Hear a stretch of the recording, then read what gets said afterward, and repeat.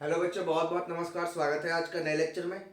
Hello बच्चों, हम लोग अभी इनऑर्गेनिक केमिस्ट्री की कौन से टॉपिक पढ़ रहे थे? दैट इज मेटलर्जी, है ना। मेटलर्जी के अंदर में मैंने आपको कल पूरी की पूरी रिएक्शंस कंप्लीट करा दी थी। मैंने पूरी चैप्टर का ओवरव्यू करा दिया था। हाँ सर, करा दिया था। आज हम लोग क्या करते हैं कि उसकी वन शॉट का लास्ट टॉपिक को कवर करते हैं, जिसके अंदर में ओवरऑल जो भी बातें थी वो हम कंप्लीट करेंगे। क्लियर है? जिसके अंदर में बस यहाँ क्या करना है कि अभी हमें बस इलिंगम डायग्राम को पढ़ना है। मुश्किल से 35 मिनट से 40 मिनट्स का लेक्चर है। उसके बाद आपका ये मेटलर्जी वाला टॉपिक खत्म हो जाएगा। ठीक है, तो मेटलर्जी वाले टॉपिक में हम लोग सिर्फ इलिंगम डायग्राम बचा हुआ था। और मैंने बताया था आपको कि हमें स्पेशल मेटलर्जी किसकी पढ़नी है? कॉपर की पढ़नी है और आयरन की पढ़नी है। उन दोनों मेटलर्जी को हम लोग कंप्लीट करते हुए चैप्टर को खत्म करते हैं। ठीक है, तो शुरू किया जाए आज का lecture. Yes, my name is organoholism Baba और ये आपका प्यारा सा यूट्यूब से चैनल ऑर्गेनोहॉलिज्म। क्लियर है? स्टार्ट करते हैं आज का टॉपिक। बच्चों, आज के टॉपिक के अंदर में हम लोग जो है मेटलर्जी को फिनिश कर रहे हैं। ठीक है, मेटलर्जी जो है, ये जो जितनी भी टॉपिक बची हुई थी वो मेटलर्जी की जितनी भी टॉपिक है उसको हम लोग क्या करेंगे बच्चों? फिनिश करेंगे। सबसे पहला टॉपिक जो बच्चों हमारा जो पिछला लेक्चर्स के अंदर में कंप्लीट बचा हुआ था वो है बच्चों इलिंगम डायग्राम। ठीक है बच्चों, ये इलिंगम डायग्राम क्या होता है इसे समझना है। ठीक है, ये थोड़ा सा कंसेप्चुअल टॉपिक है इस चैप्टर का। ठीक है, दैट इज इलिंगम डायग्राम। ठीक है, इलिंगम डायग्राम क्या है, इसका क्या इंटरप्रिटेशन है, इसे हमें समझना है। ठीक है, सबसे पहले समझते हैं बच्चों कि इलिंगम डायग्राम एक्चुअली था क्या।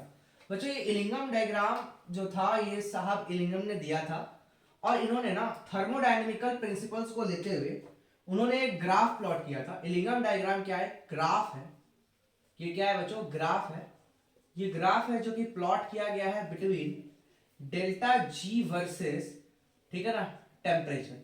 ठीक है, डेल्टा जी वर्सेस टेम्परेचर के बीच में एक ग्राफ प्लॉट किया गया और वहां से हम ना पता करना चाहते थे कि कौन सा रिएक्शन स्पॉन्टेनियस है और कौन सा रिएक्शन नॉन स्पॉन्टेनियस है।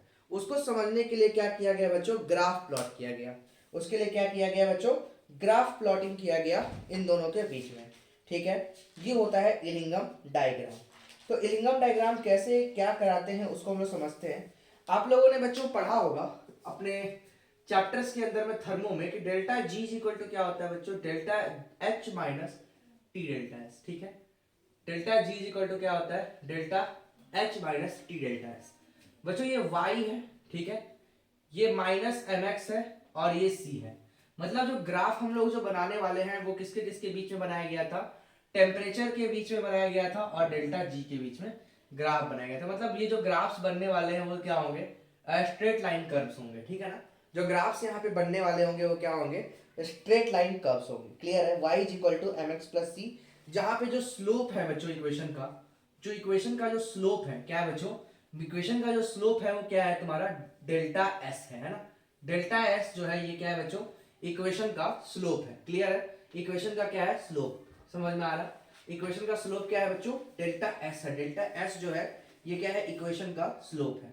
अच्छा ये बताओ कुछ इंटरप्रिटेशंस मैं निकालता हूं बच्चों। अगर मान लो कि डेल्टा एन जी की वैल्यू जीरो है, ठीक है, अगर डेल्टा एन जी की वैल्यू जीरो आएगी तो क्या डेल्टा एस की वैल्यू भी जीरो आएगी? हाँ सर, डेल्टा एस जो होता है ये क्या होता है तुम्हारा? Number of gaseous product, difference of the number of gaseous product minus reactant होता है, जो कि क्या है सर? जीरो है। ठीक है, तो डेल्टा एन जी की वैल्यू जीरो है, मतलब डेल्टा एस की वैल्यू भी क्या है? जीरो है। सर अगर डेल्टा एस की वैल्यू जीरो है, ठीक है, डेल्टा एस की वैल्यू जीरो है तो सर ये पूरा टी डेल्टा एस की वैल्यू भी जीरो होगी। हाँ सर, डेल्टा एस की वैल्यू अगर जीरो है तो डेल्टा टी डेल्टा एस की वैल्यू क्या होगी? जीरो होगी। तो इस केस में आप ये बताओ कि स्लोप क्या होगा? तो सर स्लोप जो होता है सर क्या होता है? वो नेगेटिव होगा। क्यों? क्योंकि माइनस एस है ना। अच्छा, अगर सर डेल्टा एन जी की वैल्यू पॉजिटिव होगी, अगर डेल्टा एन जी की वैल्यू क्या होगी बच्चों? पॉजिटिव होगी। ठीक है, अगर डेल्टा एन जी की वैल्यू क्या होगी? पॉजिटिव होगी। मतलब एक मिनट गलत हो गया यहाँ पे कि अगर डेल्टा एच ये क्या होगा? स्लोप क्या हो जाएगा तुम्हारा? स्ट्रेट लाइन हो जाएगा, मतलब कांस्टेंट हो जाएगा, है ना, स्ट्रेट लाइन हो जाएगा, है ना, कांस्टेंट स्लोप आएगा। वहीं पर देखो अगर डेल्टा एनजी की वैल्यू अगर पॉजिटिव आती है तो डेल्टा एस भी पॉजिटिव होगा। हाँ सर, डेल्टा एनजी अगर पॉजिटिव है तो डेल्टा एस पॉजिटिव होगा।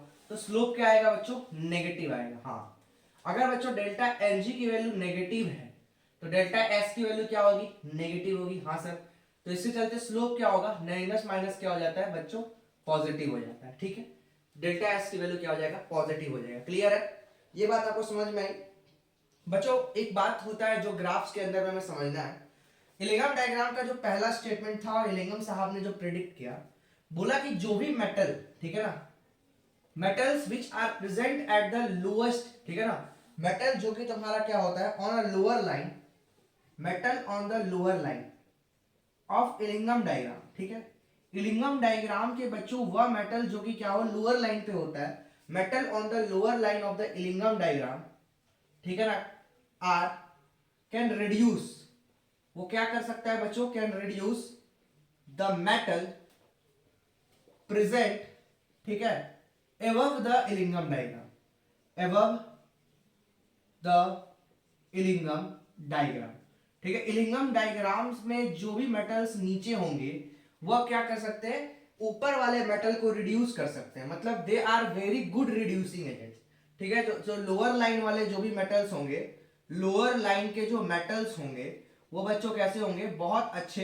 रिड्यूसिंग एजेंट होंगे, बढ़िया क्या होंगे, रिड्यूसिंग एजेंट होंगे, गुड रिड्यूसिंग एजेंट, ठीक है ना, बढ़िया क्या होंगे, रिड्यूसिंग एजेंट होंगे। बिल्कुल सही बात है सर, कि जो मेटल्स तुम्हारा क्या होगा lower line of the Ellingham diagram होगा, ये प्रेडिक्शन मतलब उन्होंने बताया कि जो metals on the lower line of the Ellingham diagram can reduce the metals presented above the Ellingham diagram, मतलब कि lower line of the metals are the very good reducing agent, जो भी तुम्हारे मेटल्स जो कि नीचे पाए जाएंगे वो क्या होंगे, बढ़िया रिड्यूसिंग एजेंट होंगे।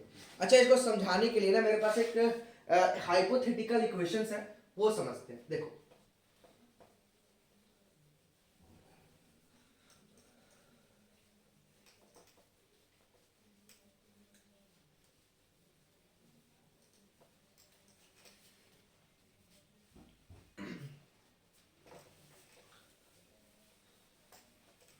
क्या है इक्वेशन बच्चों समझना, जैसे कि बच्चों क्या बोल रहा था, देखो मान लो कि मेरे पास एक मेटल है और वो मेटल से मैंने मेटल ऑक्साइड बनाया, क्या हुआ, मैं एक मेटल लिया और मिनट थोड़ा सा वाटर आ जाता है इस पे, ठीक है, इसलिए नहीं लिखा पाता है, ठीक है, क्या बोल रहा हूं मैं कि मेरे पास मान लो कि मेटल है, ठीक है, मेरे पास क्या है बच्चों, मेटल है, और इस मेटल से आपको मेटल ऑक्साइड बनाना है, ठीक है ना, मेटल से क्या बनाना है बच्चों, मेटल ऑक्साइड बनाना है, तो बच्चों इसको बोलते हैं डेल्टा जी ऑक्सीडेशन। हाँ सर, मान लो कि जो डेल्टा जी ऑक्सीडेशन की जो वैल्यू है वो कितनी है, -100 सर, तो इसको अगर मैं मेटल ऑक्साइड को फिर से मेटल में कन्वर्ट करूं तो इसको रिडक्शन बोलेंगे सर। हाँ सर, रिडक्शन बोलेंगे। इसकी वैल्यू क्या आनी चाहिए, पॉजिटिव आनी चाहिए।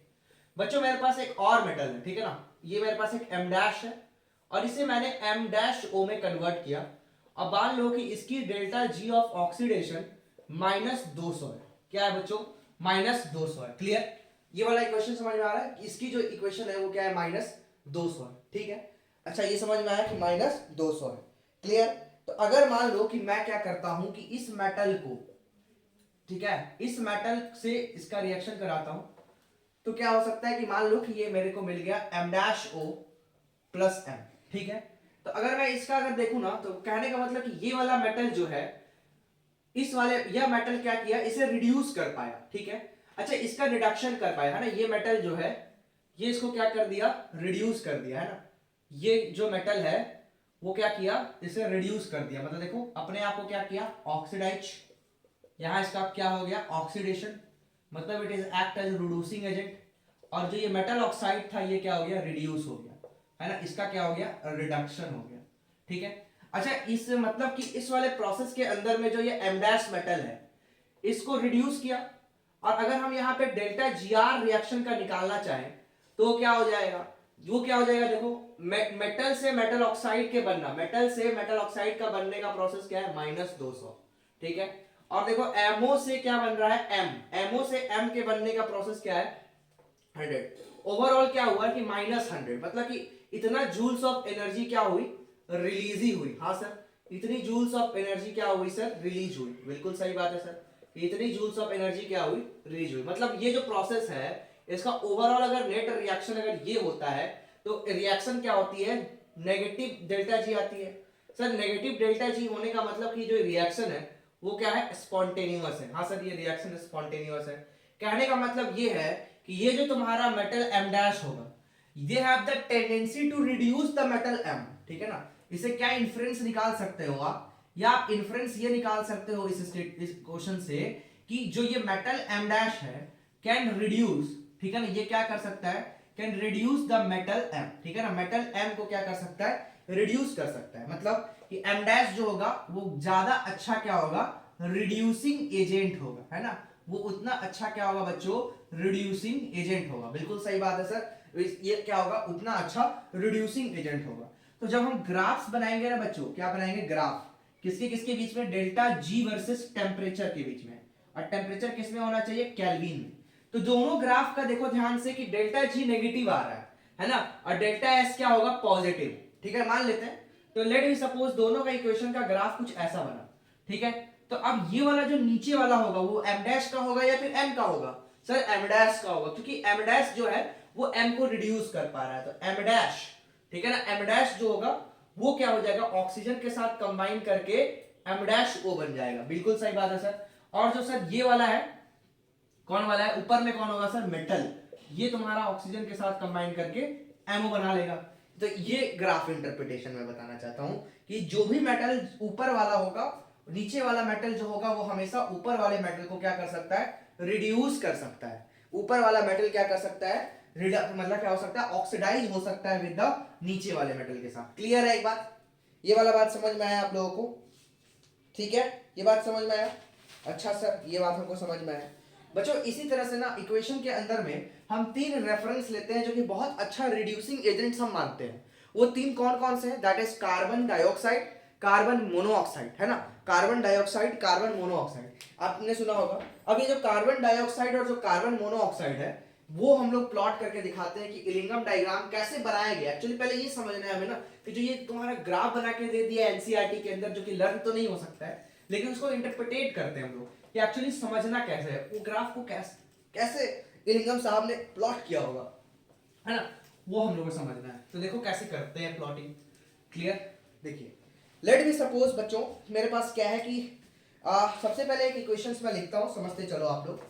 ये मेरे पास कार्बन कोक है, ठीक है, सॉलिड, ऑक्सीजन के साथ कंबाइन किया, CO2 गैस बनाया। क्लियर, क्या बनाया मैंने, कार्बन सॉलिड के साथ कंबाइन किया और क्या किया, CO2 गैस बनाया, ठीक है, CO2 गैस बनाया मैंने। अच्छा सर, CO2 गैस आपने बनाया। बच्चों इसका अगर मैं डेल्टा Ng निकालूंगा तो क्या होगा, देखो यहाँ पर ये O2 गैस है और ये भी O2 gas. Sir delta Ng की वैल्यू ना इस रिएक्शन के लिए जीरो आ रही है। सर डेल्टा Ng की वैल्यू अगर जीरो आ रही है तो डेल्टा S क्या होगा, जीरो होगा। और जब मैंने बताया था ना कि डेल्टा S जीरो होगा तो ग्राफ का क्या होगा, स्लोप कांस्टेंट होगा। स्लोप क्या होगा बच्चों, कांस्टेंट होगा, है ना, मतलब कि डेल्टा G वर्सेस T का जो स्लोप होगा वो क्या होगा बच्चों, ग्राफ का स्लोप जो होगा वो क्या होगा, कांस्टेंट होगा। हाँ सर, कांस्टेंट होगा, बिल्कुल सही बात है, ठीक है सर। तो मतलब हम अगर इसके लिए ग्राफ ड्रॉ करें, वही ग्राफ बनाता हूं मैं, delta G versus T temperature. Clear है, तो मतलब ये जो इक्वेशन होगा उसके लिए ग्राफ का इक्वेशन क्या बनना चाहिए सर, ये बनना चाहिए। अगर मैं इसके ग्राफ में प्लॉट करूं तो ये इक्वेशन बनना चाहिए, हाँ सर बनना चाहिए। तो मतलब मेरे लिए ये हो जाएगा C solid plus O2 gas can form CO2 gas, ठीक है। दूसरा इक्वेशन मैं लिखता हूं बच्चों की C gas, C solid plus half O2 can form CO, ठीक है। ये मैंने एक इक्वेशन लिखा कि C solid plus half O2 forms CO, ठीक है, ये इक्वेशन मैंने लिखा। तो बच्चों इसके लिए अगर मैं डेल्टा Ng कैलकुलेट करना चाहूं तो मैं क्या लिखूंगा, gaseous reactant minus gaseous product, value आ रहा है बच्चों 1/2, मतलब पॉजिटिव वैल्यू आ रही है। बच्चों डेल्टा N की वैल्यू पॉजिटिव मतलब डेल्टा S की वैल्यू पॉजिटिव। हाँ सर, बच्चों हमने पढ़ा है कि डेल्टा G इक्वल टू होता है delta H minus T delta S। अच्छा, ये वैल्यू का पॉजिटिव होना ओवरऑल वैल्यू को क्या हो जाता है, ओवरऑल वैल्यू क्या हो जाएगा, नेगेटिव हो जाएगा। तो मतलब बच्चों जो स्लोप आना चाहिए वो क्या होना चाहिए, नेगेटिव स्लोप आना चाहिए। स्लोप कैसा आना चाहिए बच्चों, नेगेटिव आना चाहिए। बात समझ में आ रहा है, नेगेटिव स्लोप कैसा होना चाहिए बच्चों, इसका नेगेटिव होना चाहिए, ठीक है सर। क्योंकि स्लोप क्या होता है सर, माइनस डेल्टा एस होता है। अभी उन्होंने पढ़ा कि जो स्लोप होता है इस ग्राफ का वो क्या होता है बच्चों, माइनस डेल्टा एस होता है। तो अगर डेल्टा एन जी की वैल्यू पॉजिटिव आ रही है तो स्लोप क्या आएगा, ओवरऑल नेगेटिव आएगा। तो अगर मैं ग्राफ ड्रॉ करना चाहूं किसके लिए, कार्बन मोनोऑक्साइड के लिए, तो क्या ये ग्राफ ऐसे बनना चाहिए, हाँ सर ऐसा बनना चाहिए। तो ये जो लाइन बनाएगा वो क्या बनाएगा तुम्हारा, C solid plus half O2 से क्या बनाएगा बच्चों, CO गैस बनाएगा। बिल्कुल सही बात है। तीसरा इक्वेशन मैं लिखता हूं बच्चों की CO, ठीक है ना, यहां पे मैं बताता हूं CO gas plus half O2 gas can form CO2 gas. ठीक है, एक और इक्वेशन मैंने लिखा, that is a CO gas plus half O2 gas can form CO2 gas. बच्चों इसके लिए अगर मैं डेल्टा Ng निकालना चाहूं तो मैं क्या लिखूंगा, 1 प्लस 1/2 प्लस 1। क्लियर है, 1 माइनस 1/2 प्लस 1, बिल्कुल ये लिखूंगा। तो ओवरऑल वैल्यू देखो यहाँ पर क्या आ रहा है, नेगेटिव। डेल्टा Ng की वैल्यू नेगेटिव मतलब डेल्टा S भी नेगेटिव, तो स्लोप क्या आएगा बच्चों, पॉजिटिव। स्लोप कैसा आएगा, पॉजिटिव। स्लोप कैसा आएगा बच्चों, पॉजिटिव। तो इसके लिए अगर मैं ग्राफ ड्रॉ करना चाहूं तो क्या ये ग्राफ बन सकता है, हाँ सर बन सकता है। ठीक है, ये वो टाइप मतलब कि टेम्परेचर होगा ना जिसके ऊपर में इन तीनों की वैल्यू क्या होगी, ओवरऑल सेम आएगी। ठीक है, वो टेम्परेचर है ये, जिस टेम्परेचर पे ये सारे के सारे वैल्यू सेम आएंगे। अब बच्चों ये वाला क्या हो गया, ये किसका, ये कौन सा ग्राफ का स्लोप है, CO plus half O2 can form CO solid. ठीक है, CO गैस बनाने का जो CO2 gas banana, sorry I am so sorry for this, that is CO2 gas. ठीक है, CO2 गैस। क्लियर है भाई। इस तरह से बच्चों क्या किया गया, अलग अलग हर एक चीज, हर के लिए इक्वेशन लिखी गई, हर किसी के लिए क्या किया गया, इसी प्रकार से इक्वेशंस लिखा गया। और इक्वेशंस लिख लिख कर हम लोगों ने इंटरप्रिटेशंस निकाला। ठीक है ना, इसी तरह से इक्वेशंस लिख लिख कर हम लोगों ने क्या किया बच्चों, इंटरप्रिटेशंस निकाले हैं। ठीक है, इसी प्रकार से पूरी इलिंगम डायग्राम बनाई गई है। पूरी इलिंगम डायग्राम कैसे बनाई गई है, ऐसे ही बनाई गई है ना। तो अब हम लोग क्या करते हैं ना कि इसकी इंटरप्रेट और भी कुछ बातें कर लेते हैं इलिंगम डायग्राम से, कि और इलिंगम साहब ने अपने रिएक्शन के लिए क्या बताया। अच्छा एक बात समझना, इसे आपको कुछ समझ में आना चाहिए। क्या क्या समझ में आना चाहिए वो मैं बताता हूं बच्चों। पहला सवाल आपके मन में आ रहा होगा, ठीक है ना, हम कंपेयर करते हैं कार्बन और कार्बन मोनोऑक्साइड को। ठीक है, हम कंपेयर करते हैं किसको बच्चों, कार्बन को हम लोग लिखते हैं और कार्बन मोनोऑक्साइड को। बच्चों अगर आप देख सकते हो कि जो कार्बन है, लोअर टेम्परेचर्स की अगर हम बात करते हैं तो लोअर टेम्परेचर्स पे जो कार्बन है वो अच्छा रिड्यूसिंग एजेंट कहलाएगा क्या, कार्बन मोनोऑक्साइड से। हाँ सर हम कह सकते हैं, देखो ध्यान से, लोअर टेम्परेचर पे कार्बन मोनोऑक्साइड जो है वो कार्बन जो है वो कार्बन मोनोऑक्साइड के ग्राफ के नीचे आ रहा है। हाँ सर आ रहा है। तो पहला इंटरप्रिटेशन हम ये निकाल सकते हैं कि carbon is a good conduct, carbon is a good reducing agent, carbon is a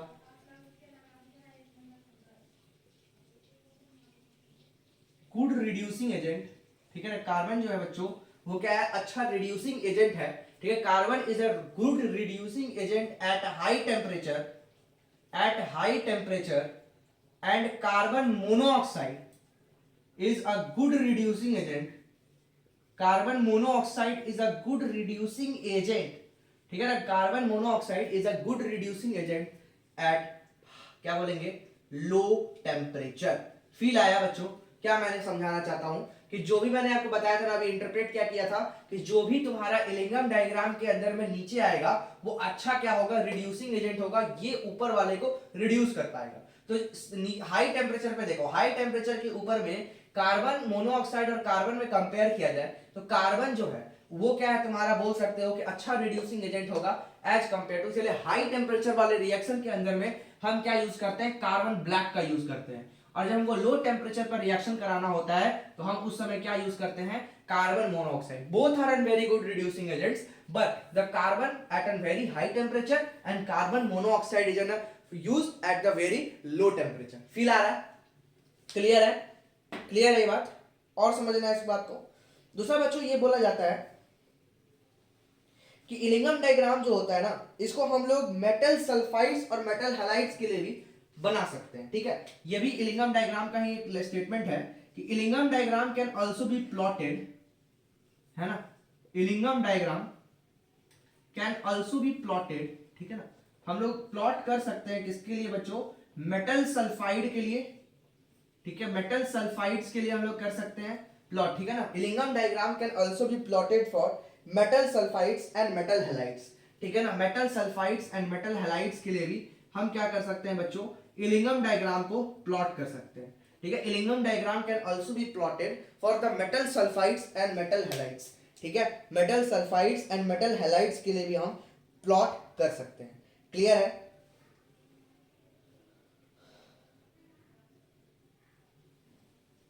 समझ में आ रहा है बच्चों, आगे बढ़े, समझ में आ रहा है। चलो अब हम लोग बात करते हैं बच्चों, कुछ लिमिटेशंस हैं इलिंगम डायग्राम के, है ना। इलिंगम डायग्राम ऐसा नहीं है ना कि बहुत अच्छा चीज है, इलिंगम डायग्राम के ना कुछ लिमिटेशंस हैं। और भी थोड़ा समझना है इसको, थोड़ा सा मैं समझाऊंगा आगे, क्वेश्चंस के थ्रू से समझाऊंगा। लेकिन कुछ लिमिटेशंस भी समझ लेते हैं इलिंगम डायग्राम के, कि इलिंगम डायग्राम के सर क्या क्या लिमिटेशंस है ना।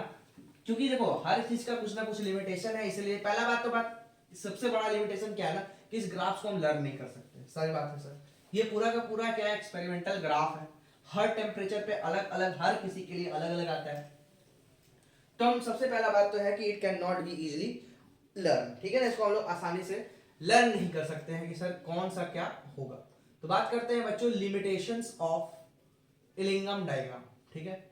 इलिंगम डायग्राम के क्या क्या लिमिटेशंस होते हैं, ठीक है।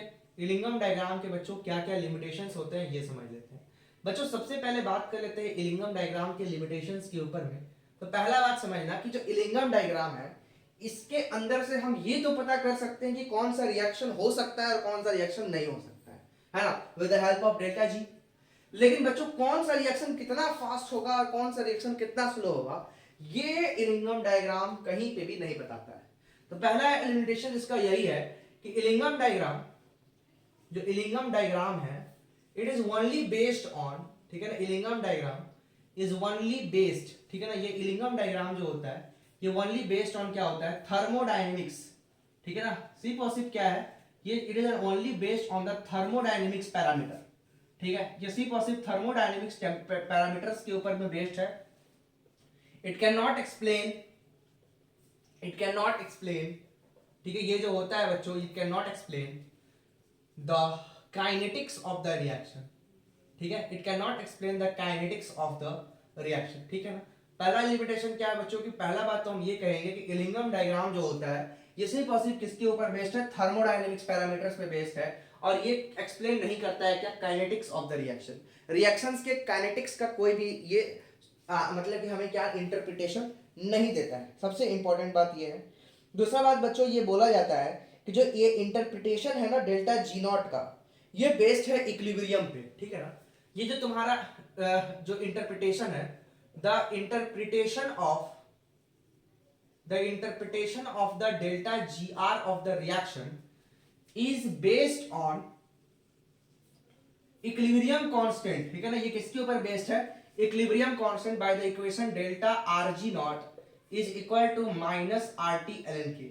मतलब अगर हमें इसके मतलब इसको अगर हमको प्रिडिक्ट करना है किसी रिएक्शन का होना या ना होना, उसके लिए हमें क्या होगा ना कि बाय डिफॉल्ट ही हमें क्या मानना होगा कि वो जो रिएक्शन है वो किस पे है, इक्विलिब्रियम पे है, ठीक है ना।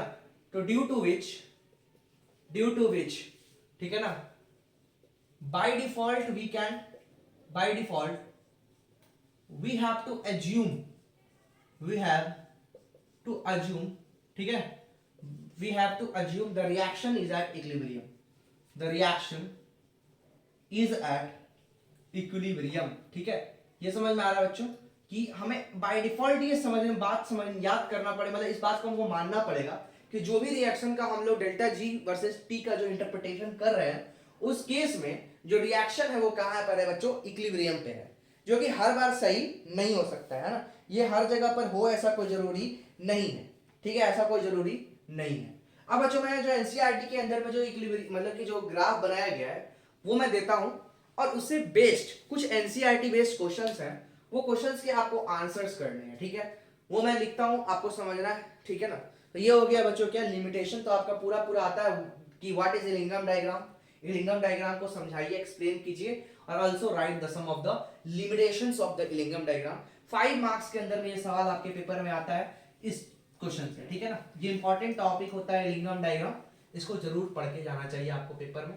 कई सारे स्टूडेंट्स इसको छोड़ के जाते हैं क्योंकि सर आप ना समझ नहीं पाते कि एक्चुअली एनसीईआरटी में बताना क्या चाहता है ना, आप यही नहीं समझ पाते हो कि एनसीईआरटी के अंदर में बताना क्या चाहता है ना।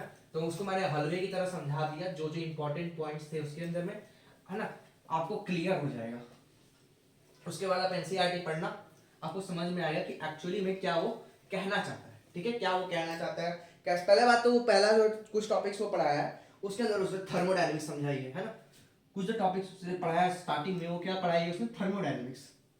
तो बच्चे क्या करते हैं ना, उसको थोड़ा समझ नहीं पाते हैं, है ना, उसकी चलते दिक्कत है यार। सिंपल वो delta G versus T delta S करके बताता है। अब वो क्या है ना कि एनसीईआरटी में फालतू में बताता है कि सर डेल्टा जी का वैल्यू पॉजिटिव हो गया तो डेल्टा जी का वैल्यू अगर पॉजिटिव होगा तो मतलब स्पॉन्टेनियस है, डेल्टा जी का नेगेटिव है तो नॉन स्पॉन्टेनियस है, डेल्टा एस पॉजिटिव मतलब ओवरऑल वैल्यू नेगेटिव। क्या जरूरत है यार, है ना। बच्चे को समझ में आता है, आप इक्वेशन के थ्रू समझो, कोई बात नहीं, वो एनसीईआरटी है, वो उसको थोड़ा लैंग्वेज का थोड़ा सा टफ है यहाँ पर, लेकिन क्या जो भी है वो हमारी बाइबल है ना। तो बच्चों मैं यहाँ पे क्या करता हूँ, जो एनसीईआरटी के अंदर में जो ग्राफ बनाया हुआ है वो मैं प्लॉट कर रहा हूँ, ठीक है ना, ये मैं प्लॉट कर रहा हूँ, आप लोग ध्यान से देखो, मुझे भी याद नहीं है, मैं लिख के लाया हूँ।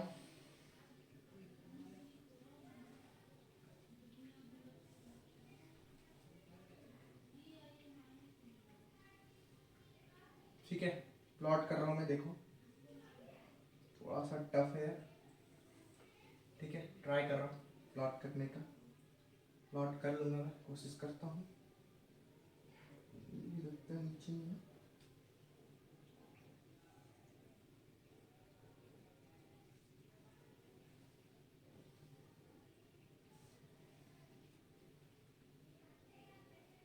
जो जो सवाल आते हैं मैं उसको कराता हूँ आपको, ठीक है, जो जो सवाल यहाँ पे आते हैं वो सारे सवाल मैं कराऊंगा, टेंशन ना लो।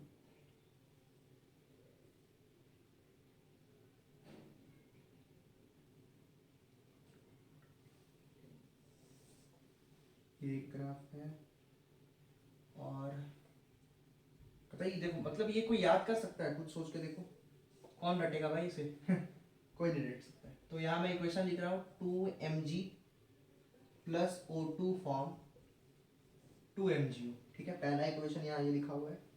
दूसरा लिखा है 4/3 एल्यूमिनियम प्लस ऑक्सीजन, ठीक है, कैन फॉर्म Al2O3, 2/3 Al2O3, ठीक है, ये इक्वेशन दे रखा है 2C plus O2 can form 2CO। समझ में आ गया ना ये कैसे बनाया गया होगा, C plus O2 can form CO2, ठीक है, C plus O2 can form CO2, 2CO plus half O2, 2CO plus O2 can form 2CO, ठीक है, ये इक्वेशन है। जिंक का रिएक्शन है, ये वाला बड़ा फेमस है, zinc plus O2, zinc plus O2 form 2ZNO, ठीक है, और यहाँ है बच्चों 4Cu copper plus O2 form Cu2O, ठीक है, Cu2O, ये है डेल्टा G, और इधर है बच्चों टेम्परेचर, यहाँ 0 डिग्री सेल्सियस से लेकर हमने लगभग 200 डिग्री सेल्सियस तक के टेम्परेचर को इंटरप्रेट किया, ठीक है। ठीक है, तो ये हमारा इलिंगम डायग्राम है जो एनसीईआरटी में दिया हुआ है, देख लो ध्यान से, क्या डायग्राम है यार।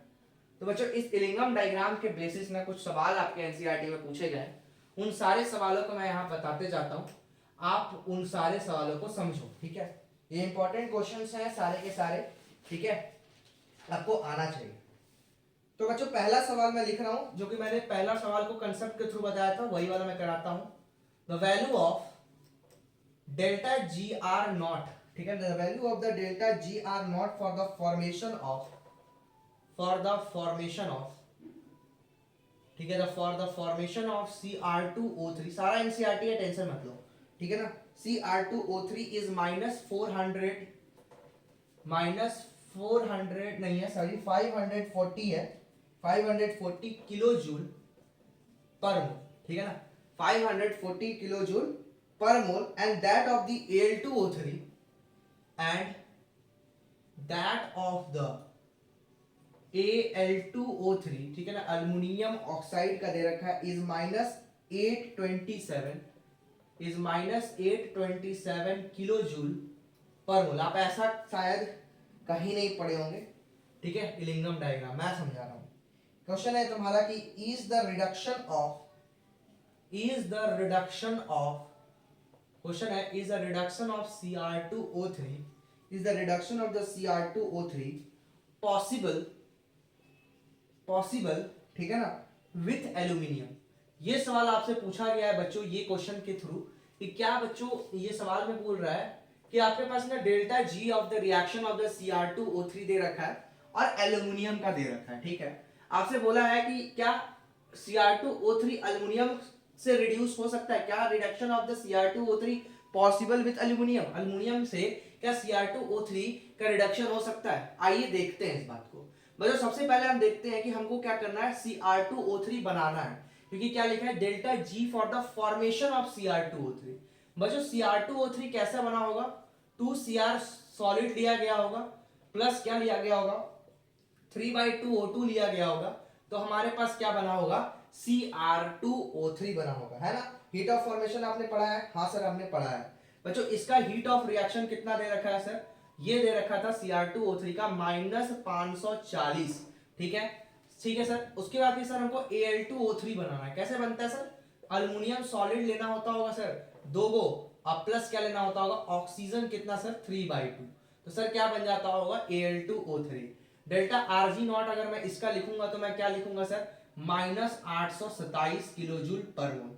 ठीक है सर, हमें क्या करना था, हमें क्या करना था कि एल्युमिनियम को रिड्यूस करना है Cr2O3 के साथ। अगर मैं इस रिएक्शन को सब्ट्रैक्ट कर दूं, क्या कर दूं sir, subtract the equation 2 with 1। ठीक है ना, 2 को 1 के साथ मतलब पलट के लिखो। अगर मैं इसे पलट के लिखूंगा रिएक्शन क्या हो जाएगा, ध्यान से देखना बाबू, उसको क्या कर रहा हूं मैं, पलट के लिख रहा हूं। तो मैं क्या लिखूंगा, ध्यान से सुनो, मैं क्या कर रहा हूं, रिएक्शन को पलटना चाहता हूं, मतलब मुझे क्या करना है, क्या reduction of the Cr2O3 is possible with aluminium, मतलब एल्यूमिनियम से हमें क्या करना है, Cr2O3 का क्या हमें रिडक्शन करना है, क्या करना है बच्चों, रिडक्शन करना है Cr2O3 का। Is the reduction of the Cr2O3 is possible. तो मैंने क्या किया, रिएक्शन 2 को क्या किया, रिएक्शन 2 को क्या किया, पलट दिया। ठीक है ना, यहां लिखना चाहिए था, मुझे उल्टा कर दिया मैंने, रिएक्शन 1 विथ, तो अब समझ में आ रहा था वो क्या गलती कर रहा हूं, मुझे समझ में नहीं आ रहा इसको क्या पलटूं। ठीक है ना, तो मैं क्या करता हूं ना, इस वाले रिएक्शन को पलटता हूं। अच्छा मैं ऐसा लिखता हूं, ठीक है, तो क्या हो जाएगा, ध्यान से देखना जरा सा। मैं लिखूंगा बच्चों कि इसको इधर लाया ना, कि Cr2O3 प्लस 2Al सॉलिड, है ना, ये देखो ये दोनों तो घट जाएगा, माइनस कर सब्ट्रैक्ट कर 3/2O2, 3/O2 कंप्लीट हो जाएगा। और Cr2O3 वाला रिएक्शन को क्या किया मैंने, पलट के लिखा, तो यहाँ क्या आ जाएगा 2Cr, क्या आ जाएगा 2Cr, अब प्लस यहाँ क्या आ जाएगा बच्चों, यहाँ अल्युमिनियम वाला रिएक्शन में Al2O3। ठीक है, यही क्वेश्चन बनेगा ना, हाँ सर। अब यहाँ पे देखो, अगर ये रिएक्शन अगर हो सकता है, स्पॉन्टेनियस होगा, तो ओवरऑल डेल्टा जी की वैल्यू क्या आनी चाहिए, नेगेटिव आनी चाहिए। आओ करके देखते हैं। तो डेल्टा जी अगर हमको रिएक्शन का निकालना है ओवरऑल क्या निकालना है, ओवरऑल, तो हम क्या किए देखो ध्यान से, इस वाले रिएक्शन को क्या किया है मैंने, पलटा है, मतलब इसकी वैल्यू कितनी हो जाएगी 540। ठीक है ना, और ये वाला वैल्यू कितना हो जाएगा बच्चों 827। इसको अगर मैं वैल्यूज को कैलकुलेट करूं, तो आपने 827 में से 540 माइनस करना है, हाँ सर, 7 आएगा यहाँ पे, हाँ सर, ये आ जाएगा तुम्हारा कितना 8, और ये कितना हो जाएगा तुम्हारा, दैट इज 7, 287। ये कितना आ गया बच्चों 287 किलोजूल पर मोल। सर -287 किलोजूल पर मोल मतलब रिएक्शन का डेल्टा जी नेगेटिव है, हाँ सर नेगेटिव है, नेगेटिव है मतलब रिएक्शन कैसा होगा, स्पॉन्टेनियस। तो आपको कमेंट करना था बच्चों कि क्या एल्युमिनियम जो है वो Cr2O3 को रिड्यूस कर पाएगा, तो यस, ठीक है ना, aluminium can reduce Cr2O3 because जो ओवरऑल डेल्टा जी है रिएक्शन की वो क्या आ रही है बच्चों, नेगेटिव आ रही है। क्लियर है एकदम, रिएक्शन कैसा है, स्पॉन्टेनियस है। जैसे वहां मैंने मेटल वाला करके दिखाया, उसी तरह से ये सवाल बना समझ में आया। आशा नहीं है भाई कि इनऑर्गेनिक के अंदर में आपके फिजिकल के सवाल नहीं आ सकते हैं, है ना, ये फिजिकल केमिस्ट्री जैसा ही क्वेश्चन है, कोई तो बहुत हेवी सवाल मुझे नहीं लग रहा है, बहुत इजी सा है, कंसेप्ट समझना था, समझ में आया। तो मैंने तो पहले इस कंसेप्ट को बता दिया था, बस फिर से एक बार आपको क्वेश्चन के थ्रू समझा दिया। क्लियर है, छाप लो। अगला सवाल करें, चलो।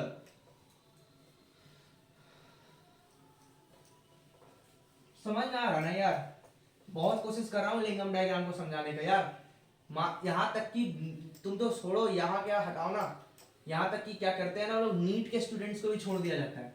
आप जाके कुछ लोगों की वीडियोस देखोगे ना, ठीक है, कुछ लोगों की वीडियोस देखोगे तो आपको देखने को मिलेगा, जब उन्होंने पढ़ाया था ना, नीट के लिए पढ़ाया था जब, तो नीट के लिए भी उन्होंने इलिंगम डायग्राम को बहुत शॉर्टली खत्म किया था।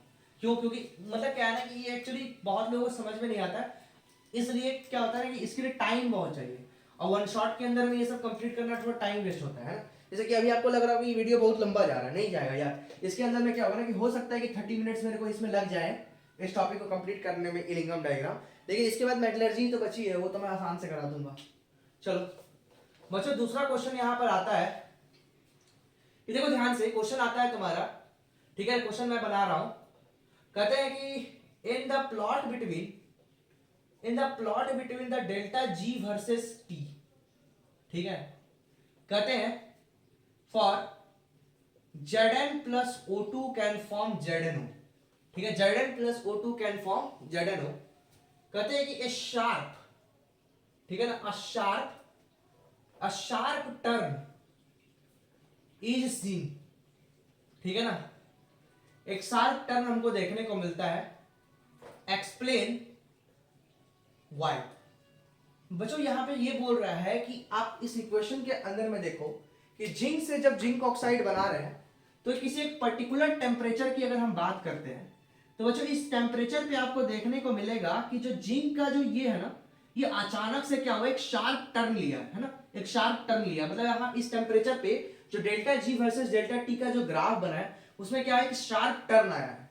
बच्चों ऐसा तभी हो सकता है जब वो उसका क्या हो, मेल्टिंग पॉइंट या बॉइलिंग पॉइंट हो, ठीक है ना। तो बच्चों इसका आंसर हो जाएगा, आंसर क्या हो जाएगा, कहते हैं कि for Zn plus O2 can form ZnO, a sharp turn is seen, ठीक है ना, a sharp turn is seen, ठीक है। एक शार्प टर्न देखने को मिलता है at some particular temperature, ठीक है, some particular temperature due to क्या बोलेंगे, its melting और बॉइलिंग पॉइंट, क्योंकि वह टेम्परेचर बच्चों उसका क्या होता है, मेल्टिंग और बॉइलिंग पॉइंट होता है।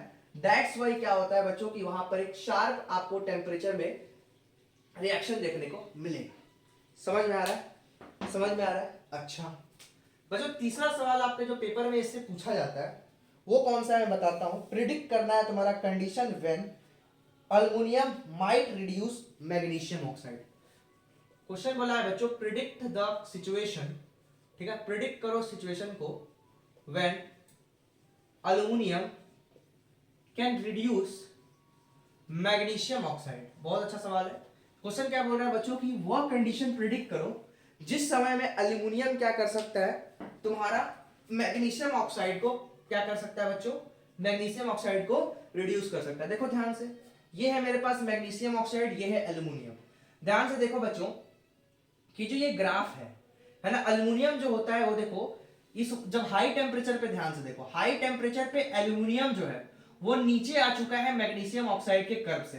ध्यान से देखो ये जो मैग्नीशियम ऑक्साइड का कर्व है वो ऊपर जा चुका है, हाँ सर, और जो एल्यूमिनियम का ग्राफ है वो क्या है, नीचे है, हाँ सर नीचे है।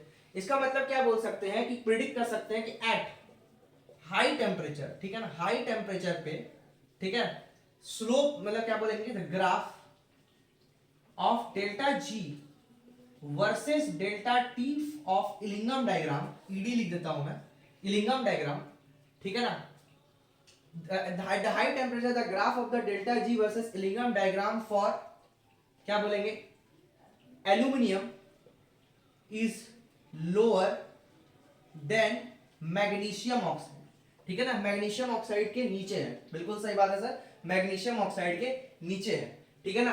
एट दिस टाइम, इस समय क्या कह सकते हैं, ये वह समय है, ठीक है ना, व्हेन एल्यूमिनियम, ठीक है ना, कैन रिड्यूस, ठीक है ना, when aluminium can reduce magnesium oxide. Clear है, वो समय है जिस समय क्या कर सकता है, एल्यूमिनियम जो हो सकता है वो क्या कर सकता है जी, वो मैग्नीशियम ऑक्साइड को रिड्यूस कर सकता है। क्लियर है, अरे बोलो ना, हाँ या ना बोल यार, समझ में आ रहा है। चलो एक और सवाल लिया जाए। एक और सवाल लिखा है बच्चों, बहुत ही बढ़िया सवाल है। क्वेश्चन बस उसी टाइप का, क्वेश्चन क्या बोल रहा है कि द रिएक्शन, बच्चों एक रिएक्शन दे रखा है। रिएक्शन बच्चों क्या है कि Cr2O4 plus 2Al can form Cr Al2O3 plus Cr, ठीक है, ये बनाया गया रिएक्शन, क्लियर है। बोल रहा है delta G R of the reaction is equal to -421 kilo joule. ठीक है, ये दे रखा है डेल्टा आर जी का वैल्यू, क्लियर है, 421 किलो जूल। लिखा है is a thermodynamically feasible, is a thermodynamically is a thermodynamically feasible reaction. ठीक है, ये बोल रहा है बच्चों कि ये जो रिएक्शन है वो क्या है, थर्मोडायनेमिकली फिजिबल है, as is an apparent from the Gibbs energy, as, ठीक है ना, इज अपरेंट, सारा एनसीईआरटी का क्वेश्चन है, apparent from the Gibbs energy value, Gibbs energy value, ठीक है, Gibbs energy value, why does it not take place, question है बच्चों कि why does it not take place, ठीक है ना, why does it not take place at room temperature, at room temperature. सवाल समझना बच्चों क्या बोल रहा है। अभी हम लोगों ने देखा ना कि ये वाला जो रिएक्शन था जिसमें तुम्हारा क्रोमियम ऑक्साइड जो था ये एल्युमिनियम के थ्रू क्या हो रहा था, रिड्यूस हो पा रहा था। हाँ सर, मैंने देखा था कि सर किस तरह से क्रोमियम जो था वो एल्युमिनियम के थ्रू रिड्यूस हो रहा था, और मेरे पास डेल्टा आरजी की वैल्यू भी स्पॉन्टेनियस आ रही है। ठीक है, मतलब थर्मोडायनेमिक्स के आधार से ये रिएक्शन हो सकता है। ठीक, लेकिन पता है बच्चों कि ये जो तुम्हारा इलिंगम डायग्राम का प्लॉट है इससे ना एक कमी है, आपने अभी बताया था मैंने लिमिटेशन में कि बच्चों ये तुम्हारा जो इलिंगम डायग्राम है इसके अंदर में हम लोगों ने सिर्फ और सिर्फ क्या किया था, थर्मोडायनेमिकल प्रिंसिपल्स को ही सिर्फ और सिर्फ इंक्लूड किया है ना, थर्मोडायनेमिक्स के प्रिंसिपल्स को ही मात्र इंक्लूड किया। हाँ सर, सिर्फ थर्मोडायनेमिक्स के, हम लोगों ने काइनेटिक्स की कोई बात ही नहीं की। मतलब कहीं पे भी क्या है कि इन्होंने ये बता दिया कि सर ये रिएक्शन फिजिबल है, लेकिन ये नहीं बता सकते हैं कि किस टेम्परेचर पे रिएक्शन फिजिबल है। ठीक है ना, और रिएक्शन मतलब फिजिबल है ये तो ठीक है, लेकिन रिएक्शन का रेट कितना पे, किस टेम्परेचर पे कितना होगा, इसका तो इन्होंने प्रेडिक्शन नहीं किया। तो बच्चों ये रिएक्शन जरूर थर्मोडायनेमिकली फिजिबल है, लेकिन ये रिएक्शन जो होता है वो रूम टेम्परेचर पे नहीं कराया जा सकता है। क्यों नहीं कराया जा सकता है, क्योंकि बच्चों किसी भी रिएक्शन को इनिशिएट करने के लिए, अभी हम लोगों ने केमिकल काइनेटिक्स कंप्लीट की थी, तो किसी भी रिएक्शन को इनिशिएट करने के लिए, किसी भी रिएक्शन को इनिशिएट करने के लिए there must be an giving an some amount of the activation energy, है ना। हमें क्या करना होता है, हर रिएक्शन को कंप्लीट करने के लिए, किसी भी रिएक्शन को इनिशिएट करने के लिए we must require the some amount of the activation energy, है ना। कुछ अमाउंट ऑफ हमें क्या चाहिए होती है, एक्टिवेशन एनर्जी चाहिए होती है। बिल्कुल सही बात है सर, एक्टिवेशन एनर्जी चाहिए होती है। That's why we can say that, ठीक है ना, एक्टिवेशन एनर्जी चाहिए है इसलिए वो रिएक्शन स्टार्ट होगा। तो जी हाँ, इसको भी एक्टिवेशन एनर्जी की जरूरत पड़ेगी, और वो किसके फॉर्म में होती है, हीटिंग के फॉर्म में होती है। ठीक है ना, हीटिंग के फॉर्म में होती है, तभी ये रिएक्शन क्या हो सकता है, हो सकता है। This is the answer of the question. आप लोग अपने लाइन में इसे लिख लीजिएगा। क्लियर है, क्लियर है बच्चों, सवाल समझ में आ रहा है ना, बढ़िया बढ़िया मैंने क्वेश्चन लाया है इसके अंदर में। ठीक है, आपको समझ में आ रहा होगा सारा का सारा क्वेश्चन। चलो एक और सवाल है बच्चों जो बहुत इंपॉर्टेंट है, उसे भी देख लो। कितना नंबर सवाल था ये, 2, 3, 4, है ना, पांचवा सवाल। देख रहे हो, एक लिंगम डायग्राम से मैंने कितने सवाल निकाला यार। तुम लोग क्या समझते हो लिंगम डायग्राम को, है? लिंगम डायग्राम नाम सुन के फ्लावर समझा था क्या? फ्लावर नहीं है बाबू, फ्लावर नहीं है, ये फायर है, फायर, है ना। थर्मोडायनेमिक्स है, थर्मोडायनेमिक्स। इसको उसी को समझ में आ रहा होगा जो थर्मो अच्छा से पढ़ा होगा, है ना। टेंशन ना लो बच्चों, कोई बात नहीं, आप लोग का तो हो जाएगा। अगर आप ड्रॉप लेने वाले हो नीट 2024 के लिए तो केमिस्ट्री के लिए टेंशन ना लेना, ठीक है। मैं अपने चैनल के ऊपर में मार्च के महीने से, ठीक है ना, मार्च के महीने से या फिर अप्रैल के महीने से नीट 2024 की प्रिपरेशन स्टार्ट करवा दूंगा। जीरो से, बेसिक से लेकर हीरो तक पूरी ऑर्गेनिक केमिस्ट्री से। मैं actually NEET point of view से मैं सिर्फ और सिर्फ ऑर्गेनिक केमिस्ट्री और फिजिकल केमिस्ट्री पढ़ाता हूं। तो इस चैप्टर के अंदर में आपको ऑर्गेनिक और फिजिकल केमिस्ट्री की जीरो से लेकर हीरो तक के सारे कॉन्सेप्ट्स कराए जाएंगे। उसके अंदर में आपको बेसिक्स पढ़ाए जाएंगे। बेसिक्स कंप्लीट होने के बाद आपकी जब बेसिक्स सारे के सारे हो जाएंगे, फिर मैं क्या कराऊंगा, वो क्या होंगे, बहुत लंबे लेक्चर्स होंगे, है ना। सारे लेक्चर्स लाइव चलेंगे या फिर हो सके तो रिकॉर्डेड फॉर्म में भी आ सकते हैं। और उसके अंदर मैं बहुत सारे सवाल प्रैक्टिस कराता हूँ, कोई भी सवाल नहीं छोड़ता हूँ। ये मेरा तरीका होता है कि ज्यादातर आपने भी देखा होगा कि ये जो क्रैश कोर्स चल रहा है नीट सीबीएसई 2023 के लिए भी, उसके अंदर भी मैक्सिमम मैं क्या करता हूँ, आपको ओवरऑल टाइम पे आपके मेरे अगर तुम वीडियोस ही देखोगे ना, तो जितने कंसेप्ट पढ़ाया हूँ उससे ज्यादा सवाल कराया हूँ, है ना। आप देखोगे अभी एक नया, अभी कुछ दिन पहले ही आपके पास केमिकल काइनेटिक्स की पार्ट 5 गई होगी, उसके अंदर मैंने 1.5 घंटा क्या कराया, सिर्फ न्यूमेरिकल कराया है ना। उससे पहले भी एक बना के छोड़ दिया है मैंने, है ना, एक और बनाया हुआ था, उसके अंदर में मैंने 25 बेस्ट क्वेश्चंस देखे थे केमिकल काइनेटिक्स के ऑर्डर ऑफ रिएक्शन पे। ठीक उसी प्रकार से देखो अभी आपको कल ही कितना ही पढ़ाया, कुछ भी नहीं पढ़ाया मेटलर्जी में, है ना। अभी मेटलर्जी मैंने 50% ही पढ़ाई थी, तब तक मैंने क्या करा, लिंगम डायग्राम समझाने के तो मैं सिर्फ और सिर्फ जितना थ्योरी एनसीईआरटी में लिखा हुआ उतना करके खत्म कर सकता था, लेकिन मैंने क्या किया, इसके ऊपर लगभग 5 से 6 सवाल लेके आया, बढ़िया सवाल लेके आया कि आपकी जो पूरी कंसेप्ट है delta G versus delta T की, वो क्लियर हो जाए।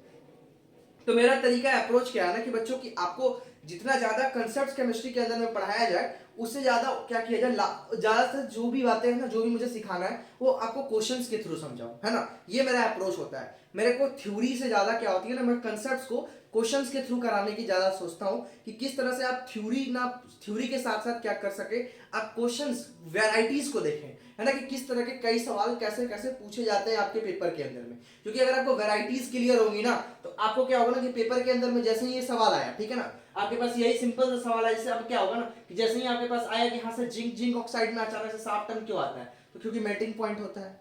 तो आपको क्या होगा ना कि हर बातें अगर पहले से पता होगी ना, तो पेपर के अंदर में आपको कोई भी नया सवाल नहीं दिखेगा और आप फास्टली उस क्वेश्चन को क्या कर पाओगे, मगअप कर पाओगे, है ना। दैट्स वाई मैं क्या चाहता हूं कि जितना ज्यादा प्रैक्टिस कराई जा सके मेरे द्वारा, ठीक है, वो कराऊं। आप घर में कुछ करो ही ना। मेरा क्या कहना है कि केमिस्ट्री के अंदर में आप बेफिक्र हो जाओ, है ना। केमिस्ट्री में कोई टेंशन नहीं, जितना टेंशन लेना है मुझे लेना है ना। मैं सारे सवाल करा दूंगा यार, टेंशन ना लो। नीट 2024 के लिए मैं अभी से ही बता देता हूं कि नीट 2024 में आपकी जेईई एडवांस तक की सिलेबस को कंप्लीट कराई जाएगी। जेईई एडवांस के सारे क्वेश्चंस को यहीं पे मैं सॉल्व करूंगा, और उसके साथ साथ देखो जरूरी नहीं है, लेकिन वही वाला कराऊंगा जो नीट में आते हैं। ऐसा नहीं है कि मैं वो सवाल भी करा दूंगा जेईई एडवांस का जो कि आपके पेपर में नहीं आता, क्यों कराऊं भाई, है ना। लेकिन वो सवाल जरूर कराऊंगा जो कि जेईई एडवांस के लेवल का नहीं है, लेकिन जेईई एडवांस में पूछा गया है। और मैक्सिमम क्वेश्चंस बच्चों केमिस्ट्री के अंदर में, चाहे वो ऑर्गेनिक केमिस्ट्री हो चाहे फिजिकल केमिस्ट्री की बात करूं, वो ओवरऑल एनसीईआरटी बेस्ड ही आती है ना।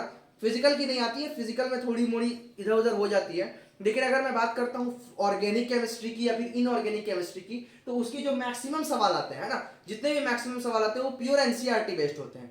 तुमको अभी देखने को मिलेगा ना कि आपके बोर्ड्स के अंदर में जिस तरह से सिंपल इनऑर्गेनिक केमिस्ट्री में एनसीईआरटी पूछ दी जाती है, ठीक उसी प्रकार से नीट के पेपर में भी डायरेक्ट एनसीईआरटी के सवाल आते हैं। और बस क्या होता है ना कि उसके अंदर में लैंग्वेज होती है ना, लैंग्वेज समझना होता है कि लैंग्वेज एक्चुअली एनसीईआरटी कहना क्या चाहता है। आप लैंग्वेज पकड़ लोगे, आपकी अपने आप 180 का 180 आ जाएगी केमिस्ट्री में यार, कोई दिक्कत नहीं है। बच्चे क्या होते हैं लैंग्वेज में फंस जाते हैं, और कोई प्रॉब्लम नहीं होती है नीट के अंदर में। नीट क्या है, नीट सिर्फ और सिर्फ आपके कंसेप्ट को नहीं देखता है, नीट आपके क्या देखता है कि आप कितना फास्ट क्वेश्चन को पढ़ पाते हो, है ना। आप असर्शन रीजन के सवालों को कितनी बार लगा चुके हो, कितने सारे क्वेश्चंस आपने पहले से कर रखा है, ताकि आपके पास क्या है कि आपने क्वेश्चन देखा कि हाँ सर ये क्वेश्चन मॉलिक्यूलरिटी का है, आपने टिक कर दिया ऑप्शन, है ना। जैसे एक्टिवेशन एनर्जी था, वो एक्टिवेशन एनर्जी वाला जो सवाल था, आपको अगर याद हो, अगर आप लोगों ने वीडियो देखा होगा, तो उस सवाल में क्या था ना कि आपको पता था कि ये का मतलब एक्टिवेशन एनर्जी है, लेकिन वो कभी भी एक्टिवेशन एनर्जी लिख के नहीं देगा, वो कभी भी एक्टिवेशन एनर्जी लिखकर नहीं देगा। वो क्या करेगा कि एक्टिवेशन एनर्जी की जगह उसका डेफिनेशन लिख दिया,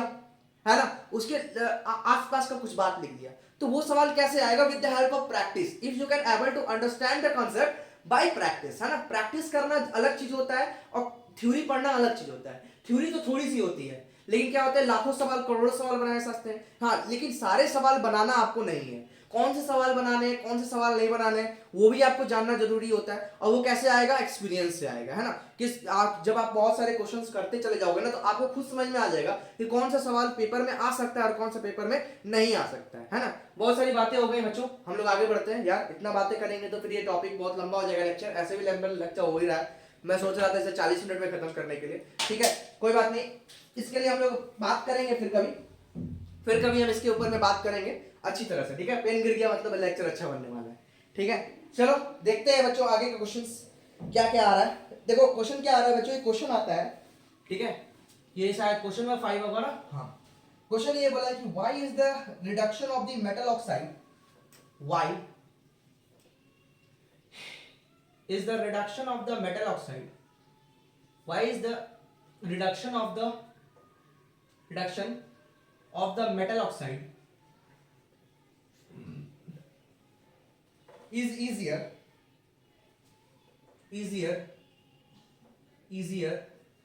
if the metal is formed in, if the metal is formed in liquid state, ठीक है, formed in liquid state at the temperature of the reduction, at the temperature of the reduction, ठीक है, at the temperature of the reduction। बच्चों सवाल क्या बोल रहा है आपसे? सवाल ये बोल रहा है ना कि सर आप बता दो क्यों मेटल ऑक्साइड का रिडक्शन लिक्विड स्टेट में ज्यादा आसान होता है as compare to in the solid state. बहुत ही आसान सवाल है सर, ये तो कोई बहुत ही बच्चा ही बता देगा। बच्चों आपने इंट्रॉपी पढ़ी है? हाँ सर मैंने इंट्रॉपी पढ़ी है सर। बच्चों इंट्रॉपी का कंसेप्ट क्या बोलता है कि जो एंट्रोपी होती है लिक्विड की वो क्या होती है, ज्यादा होती है एंट्रोपी किससे, सॉलिड से। बच्चों अगर किसी रिएक्शन की एंट्रोपी जितना ज्यादा होगी, है ना, अगर रिएक्शन का क्या होगा बच्चों, एंट्रोपी जितना ज्यादा होगी तो ज्यादा एंट्रोपी होने के चलते लिक्विड की एंट्रोपी क्या होगी, ज्यादा पॉजिटिव होगी। हाँ सर ज्यादा पॉजिटिव होगी। तो बच्चों अगर ज्यादा पॉजिटिव एंट्रोपी होगी तो जो डेल्टा जी की जो वैल्यू होगी लिक्विड स्टेट में वो ओवरऑल ज्यादा नेगेटिव होगी। हाँ तो रिएक्शन अपने आप ओवरऑल क्या हो जाएगा, मोर स्पॉन्टेनियस हो जाएगा। हाँ सर रिएक्शन क्या हो जाएगा बच्चों, मोर स्पॉन्टेनियस हो जाएगा। तो हम कह सकते हैं कि सर रिएक्शन अगर ज्यादा स्पॉन्टेनियस होगा तो उसका रिडक्शन क्या हो जाएगा, इजी। रिडक्शन कैसा हो जाएगा, इजी।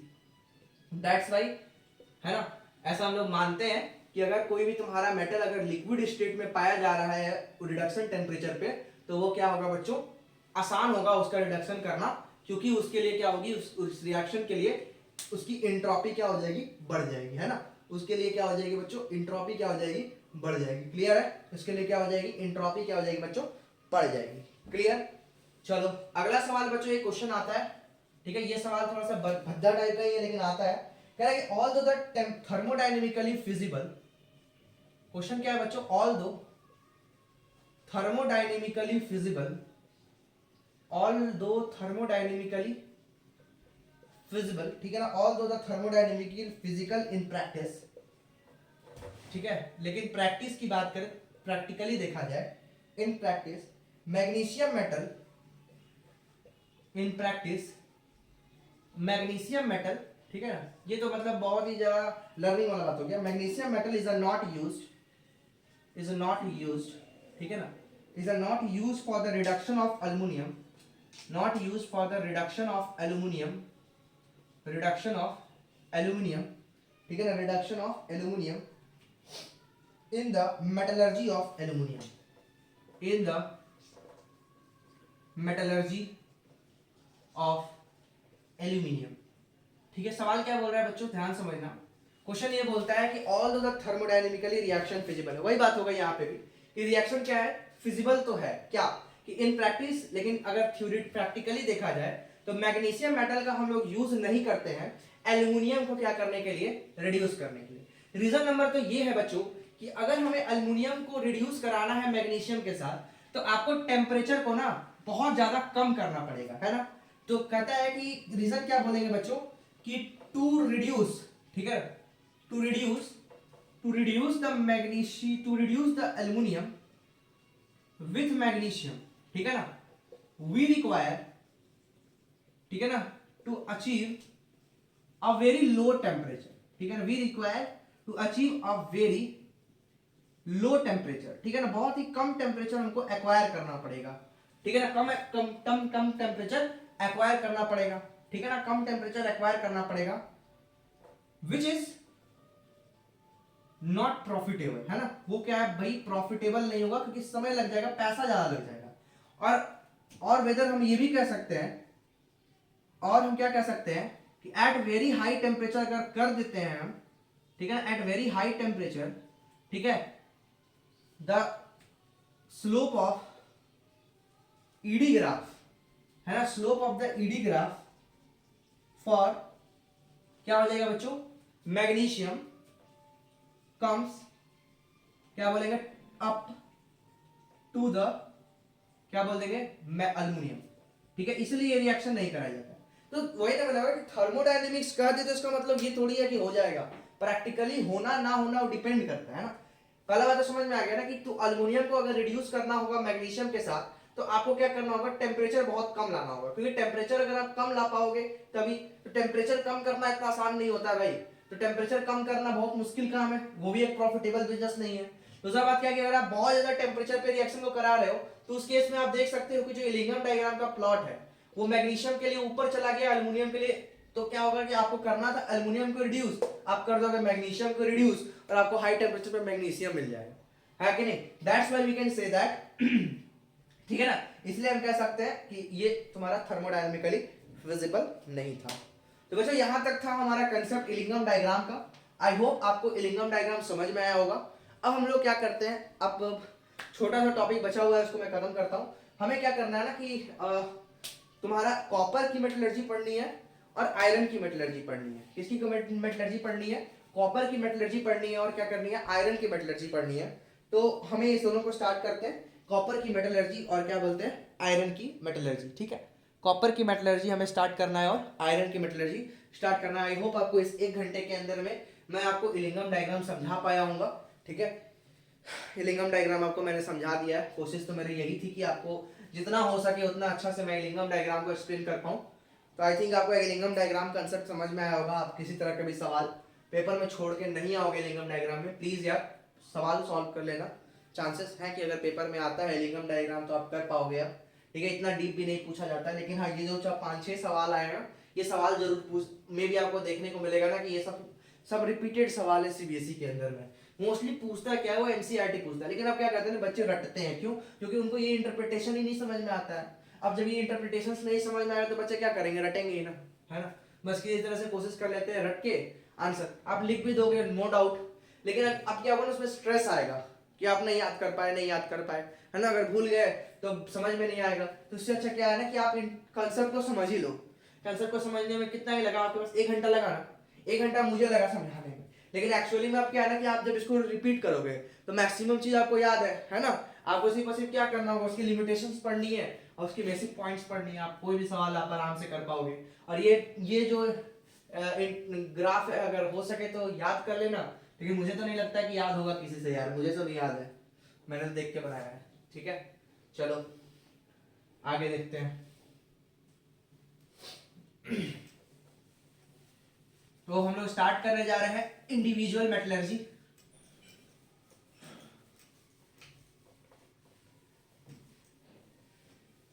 बहुत आसान है यार, तुरंत हो जाएगा। मुश्किल से अब हमको लगता है 20 मिनट लगेंगे, 20 मिनट के अंदर में आपका ये चैप्टर फिनिश हो जाएगा।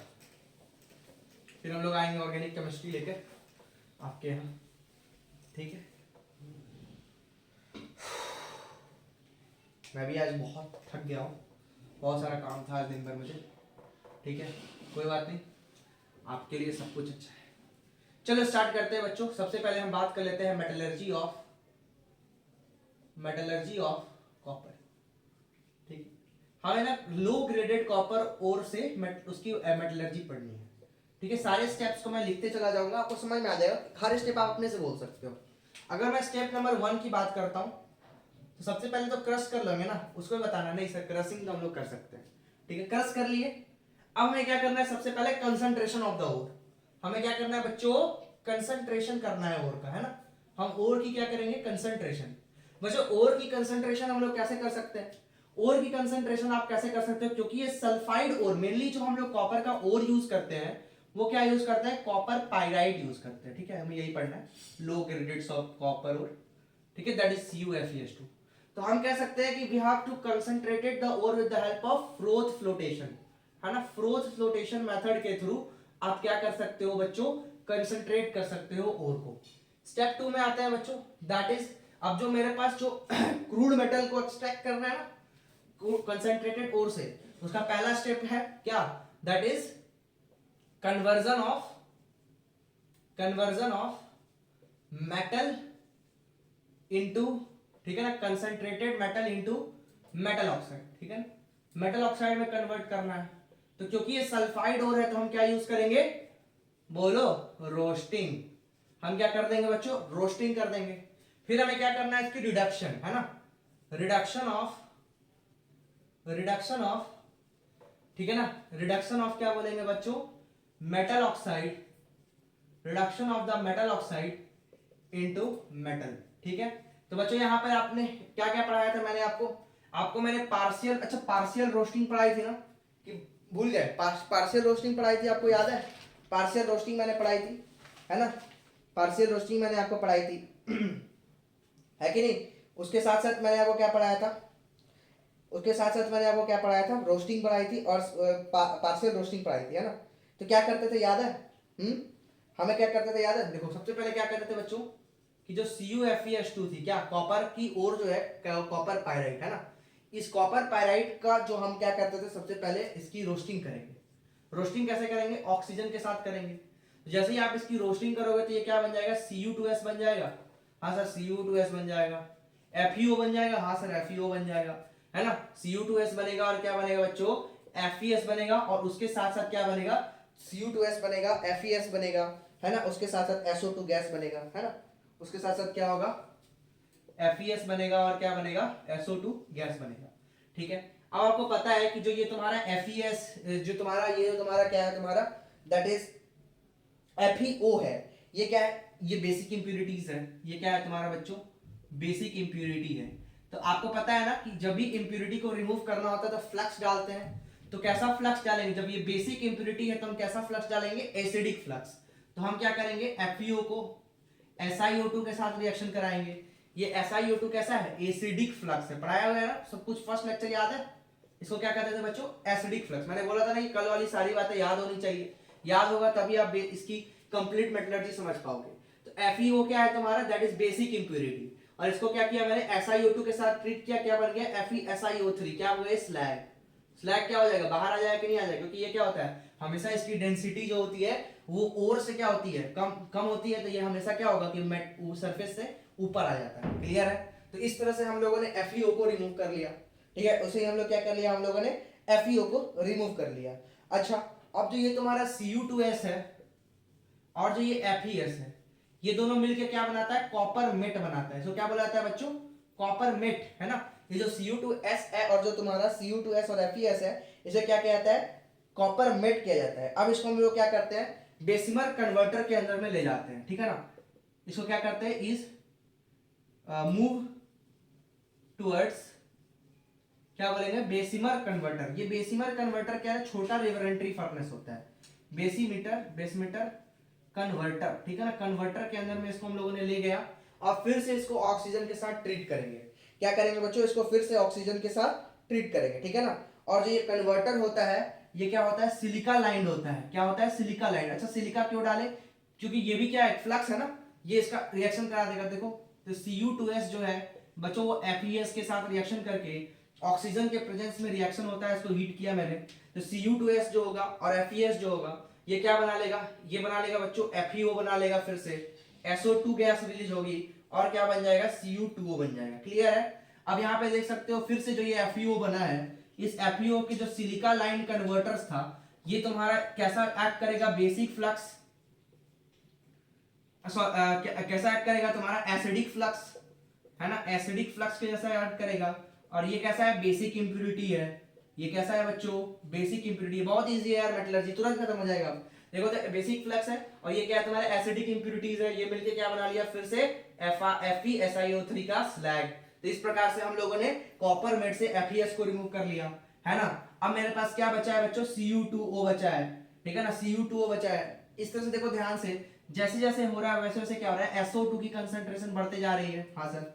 अब ये Cu2O जो है ये क्या हो जाएगा, फिर से ऑक्सीडाइज कर लेंगे इसको हम लोग, किसके अंदर में, कॉपर के अंदर में और SO2 के अंदर में, क्लियर है। इसको हम लोग फिर से क्या कर लेंगे बच्चों, Cu2O जो है कुछ अमाउंट ऑफ, मैंने कुछ छोड़ा है क्या, Cu2O प्लस Cu, हाँ कुछ अमाउंट ऑफ Cu2S तो बनता ही है ना। अब इसका सेल्फ रिडक्शन हो जाएगा, मैंने यहाँ गलती कर दिया। अब इसकी क्या हो जाएगी, सेल्फ रिडक्शन, Cu2O और Cu2S का क्या हो जाएगा, सेल्फ रिडक्शन, है ना। क्या हो जाएगा बच्चों, सेल्फ रिडक्शन। पढ़ाया था मैंने सेल्फ रिडक्शन, हाँ सर आपने सेल्फ रिडक्शन पढ़ाया था। तो सेल्फ रिडक्शन हो जाएगा इसका। तो सेल्फ रिडक्शन करके क्या प्रोडक्ट मिलता है, Cu प्लस कॉपर। ये जो कॉपर बनता था बच्चों, मैंने क्या बोला था, इस कॉपर को क्या बोलते हैं, ब्लिस्टर कॉपर। पढ़ाया ना मैंने, क्या पढ़ाया था मैंने, इसको ब्लिस्टर कॉपर। क्यों होता था blister appearance? Due to the evolution of SO2 gas. मैंने बोला था ना कि जो ब्लिस्टर अपीयरेंस होता है वो किसके चलते होता है बच्चों? SO2 gas. तो ये हो गया तुम्हारा क्या? मेटलर्जी। अब इसकी रिफाइनिंग कर लिया जाए, समझ में आ रहा है? ये हो गया तुम्हारा क्या इसका स्टेप नंबर 2। किस तरह से हम लोगों ने देखो लो ग्रेडेड कॉपर और से मैंने क्या निकाल लिया? कॉपर निकाल लिया, है ना? समझ में आ रहा है? क्या कर लिया मैंने? कॉपर निकाल लिया। क्लियर है एकदम? क्लियर है एकदम?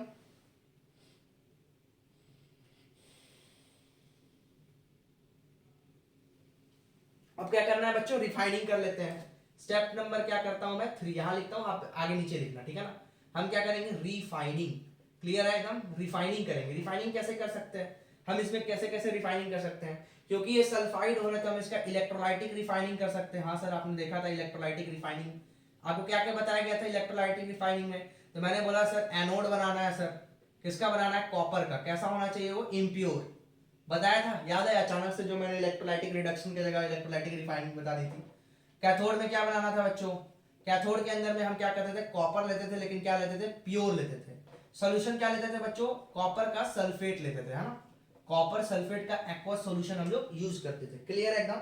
हम लोग क्या करते थे? कॉपर सल्फेट का एक्वा सॉल्यूशन रिएक्शन कराते थे। एनोड और कैथोड पर हमें क्या मिल जाता? कैथोड पर प्योर कॉपर के हमारे मिलते चले जाते थे, और एनोड मड में क्या मिल जाता था बच्चों? गोल्ड मिल जाता था या फिर सिल्वर जैसे बड़े प्रीशियस एलिमेंट्स मिल जाते थे। और इस एलिमेंट्स के थ्रू हम क्या कर सकते थे? जो कोस्टिंग होती थी रिफाइनिंग की, वो कॉपर के अंदर में क्या होता था? बच जाता है कि नहीं है? क्लियर है एकदम बच्चों? एकदम मजा आ रहा है ना? तो ये हो गया क्या? Metallurgy of copper. देखा मैंने क्या बोला था? मेटलर्जी हार्ड नहीं होती है। मेटलर्जी हार्ड नहीं होती है। सबसे पहले आपको मेटलर्जी के सारे टर्मिनोलॉजीज को समझने होंगे कि मेटलर्जी के हर टर्मिनोलॉजी क्या कहलाता है। आप टर्मिनोलॉजी समझ लोगे, आपकी टर्मिनोलॉजी क्लियर है, तो आप आसानी से क्या कर सकते हो? किसी भी इंडिविजुअल की मेटलर्जी आराम से समझ सकते हो और याद कर सकते हो। अब क्या है कि कई बच्चे को अगर फ्लोटेशन नहीं पता तो कंसंट्रेशन नहीं समझ पाएगा, है ना? उसके मेटल ऑक्साइड को रोस्टिंग नहीं पता तो रोस्टिंग नहीं समझ पाएगा।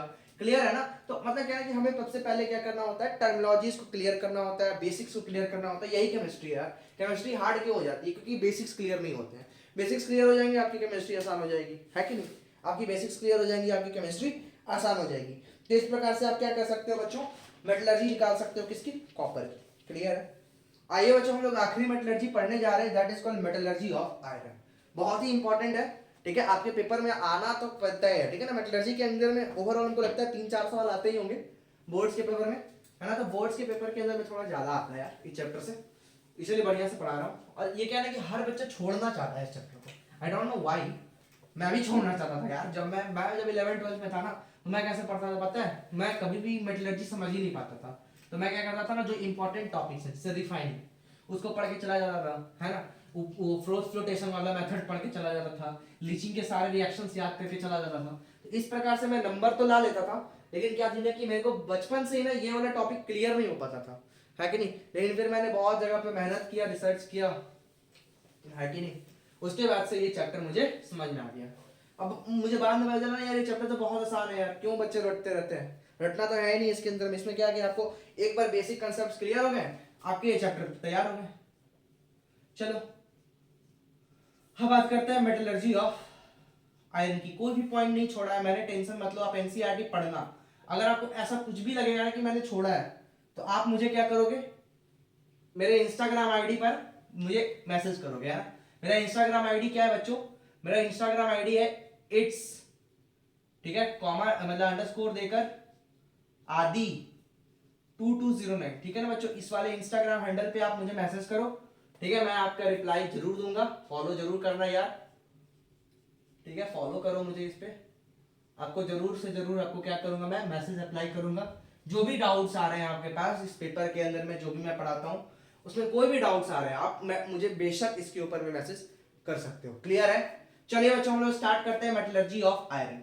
देखो मैं इसका एक फ्लो चार्ट के फॉर्म में आपको पहले मेटलर्जी समझा देता हूं, ठीक है? हमें करना क्या होता है आयरन की मेटलर्जी में बच्चों? सबसे पहले हम क्या करते हैं? फाइनली डिवाइडेड हम जो ओर लेते हैं, क्या करते हैं बच्चों? सबसे पहले बॉक्स के फॉर्म में हम बढ़िया से कहानी समझाता हूं, ठीक है? हमारे पास क्या होता है?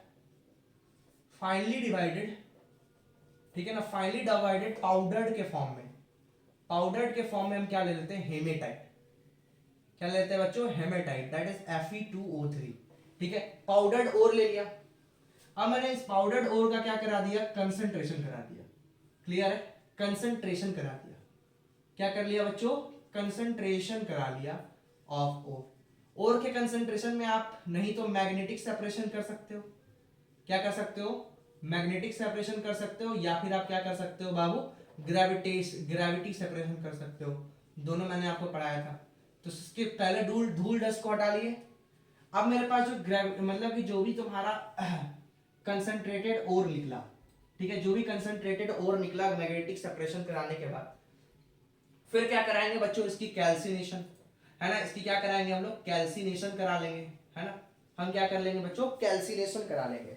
इसकी क्या करा लेंगे? कंसंट्रेटेड ओर और इंप्योरिटीज जो होंगी यहाँ पर मेरे को क्या मिलेगा बताओ? जब मैं यहाँ पे इसकी जब मैं क्या करा दूंगा? इसकी कंसंट्रेशन करा दूंगा, तो कंसंट्रेशन करा के हमें क्या मिलेगा? मेरे पास मिलेगा, है ना, कंसंट्रेटेड ओर मिलेगा और कुछ क्या होंगी? इंप्यूरिटीज होंगी। सही बात है सर। फिर मैं इसकी क्या कराऊंगा बच्चों? इसके बाद मैं इसकी क्या कराऊंगा? कैल्सिनेशन। क्योंकि ये ऑक्साइड है तो हम क्या कराएंगे? इसकी कैल्सिनेशन कराएंगे, ठीक है ना। हम इसकी क्या कराएंगे बच्चों? कैल्सिनेशन कराएंगे, ठीक है। कैल्सिनेशन करने के बाद जो मेरे पास मिलेगा वो क्या मिलेगा? मेटल का ऑक्साइड मिलेगा और कुछ क्या मिलेंगे? इंप्यूरिटीज देखने को मिलेंगे, ठीक है। हमारे पास क्या देखने को मिलेगा? हमें क्या देखने को मिलेगा? मेटल का ऑक्साइड देखने को मिलेगा। मेटल का ऑक्साइड देखने को मिलेगा, प्लस क्या देखने को मिलेंगी? इंप्यूरिटीज देखने को मिलेंगी। हाँ सर, इसमें इंप्यूरिटीज तो होना ही है। अब जो बच्चों मेरे पास जो इंप्यूरिटी है इसकी रिडक्शन कराना होगा हमें, है ना। तो इसकी क्या कराना होगा बच्चों? रिडक्शन कराना होगा। बच्चों इसके अंदर में जो इंप्यूरिटीज के फॉर्म में होती है वो जनरली क्या होती है? Fe2O3 होता है।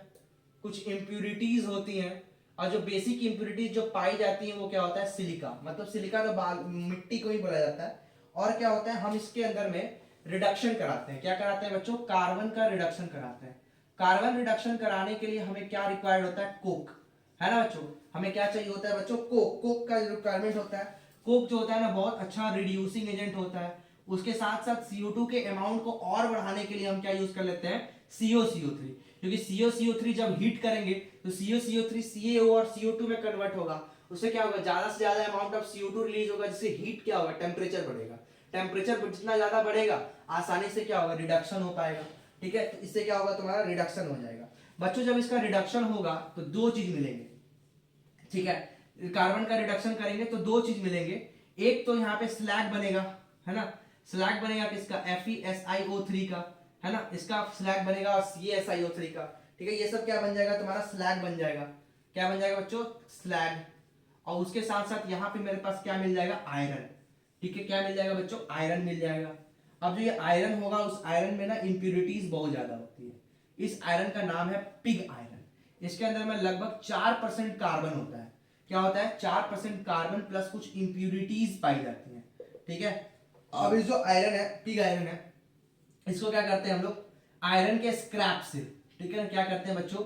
आयरन का जो स्क्रैप होता है, ये प्योर होते हैं आयरन के स्क्रैप्स, इनके साथ इसका रिएक्शन करा देते हैं। किसके साथ कराते हैं? आयरन का स्क्रैप कराते हैं हॉट एयर ब्लास्ट के थ्रू, ठीक है ना। हॉट एयर ब्लास्ट हम लोग देते हैं और आयरन के स्क्रैप के साथ रिएक्शन कराते हैं और इस पिग आयरन को कन्वर्ट कर लेते हैं बच्चों किसके अंदर में? रॉट आयरन में। किस में कन्वर्ट कर लेते हैं बच्चों?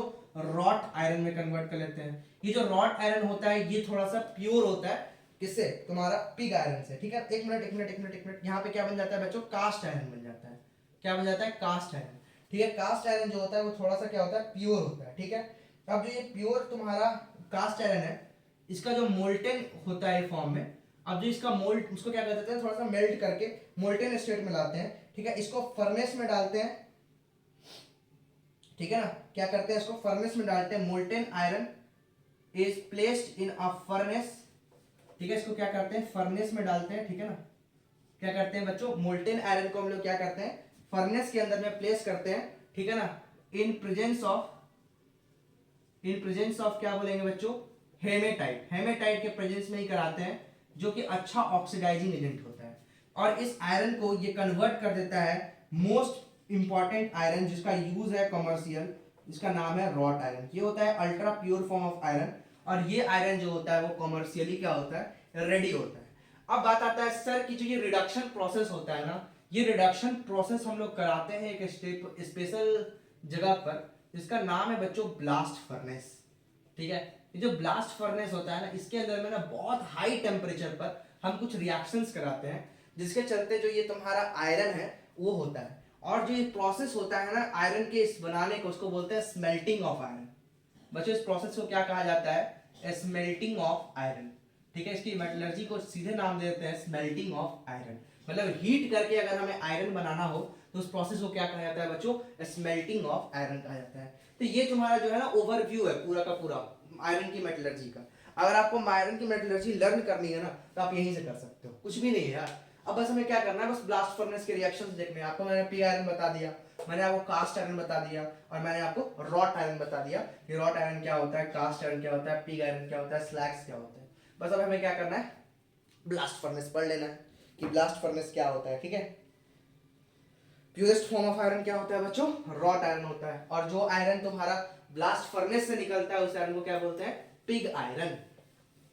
ठीक है, उसका क्या बोला जाता है? Pig iron.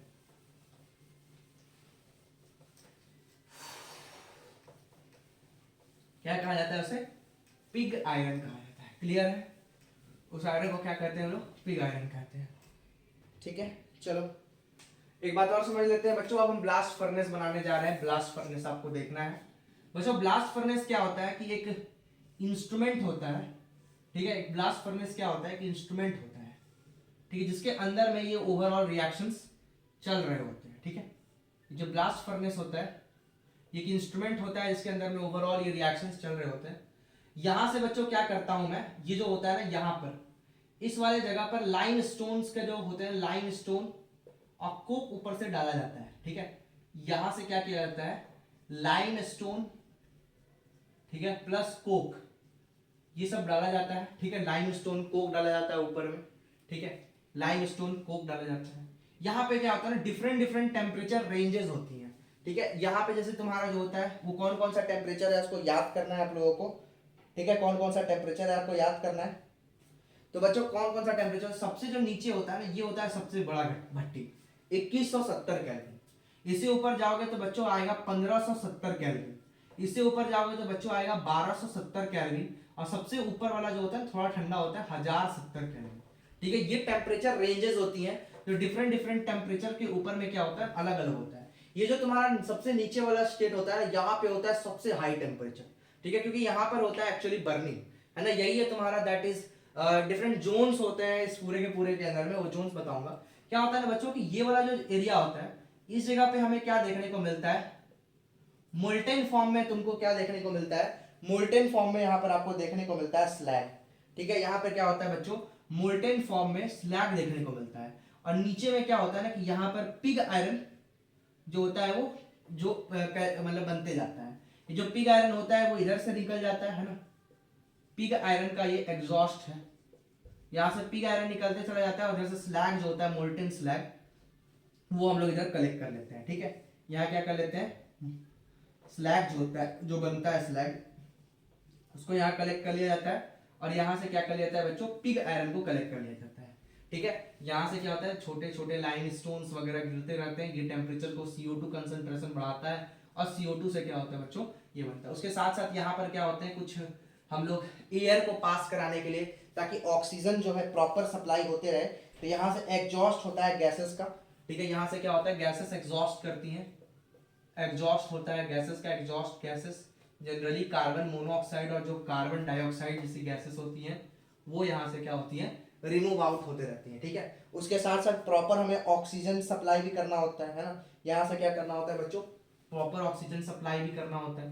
तो हम यहाँ पे क्या करते हैं? प्रॉपर ऑक्सीजन सप्लाई भी करते हैं। यहाँ हम लोग देते हैं ब्लास्ट एयर, है ना, हॉट एयर ब्लास्ट बोलते हैं इसको, हॉट एयर ब्लास्ट, है ना। इससे क्या होता है? ऑक्सीजन मिलता रहता है। ऑक्सीजन मिलेगा तभी तो क्या होगा? रिएक्शंस होंगे और ये जो भट्टी है वो चलता रहेगा। क्लियर है एकदम?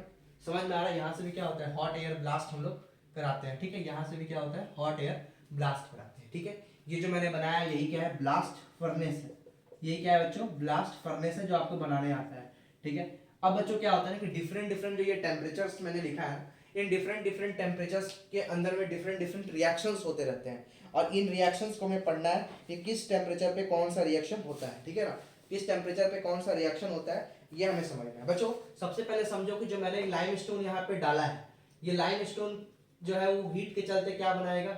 CO2 बनाएगा। अच्छा, CO2 बनाने का रीजन नंबर 1 ये है कि हमें टेम्परेचर को बढ़ाना था। दूसरा रीजन नंबर ये है कि CO2 जितना ज्यादा बनेगा उतना ज्यादा क्या होगा, तुम्हारा रिड्यूसिंग एजेंट जो कार्बन डाइऑक्साइड है उसका अमाउंट क्या होगा, बढ़ते चला जाएगा, है ना। रिड्यूसिंग एजेंट कार्बन डाइऑक्साइड का अमाउंट बढ़ता जाएगा। तो सबसे पहले बात कर लेते हैं रिडक्शन जोन का। अगर हम बात करते हैं रिडक्शन जोन में क्या होता है, तो बच्चों रिडक्शन जोन के अंदर में क्या होता है, ये जो रिडक्शन जोन होता है वो सबसे कम टेम्परेचर वाला जोन होता है। वो क्या होता है 300 से लेकर 400 डिग्री सेल्सियस, मतलब सबसे ऊपर में रिडक्शन होता है। तो रिडक्शन यहीं पर होता है। यहाँ पर क्या होता है, जो Fe2O3 जो हमने हेमेटाइट लिया है वो क्या होता है तुम्हारा, रिड्यूस होता है with the help of carbon monoxide, ठीक है ना। कार्बन मोनोऑक्साइड इसको रिड्यूस करता है किसमें, सबसे पहले Fe3O4 के अंदर में, और CO2 बनता है।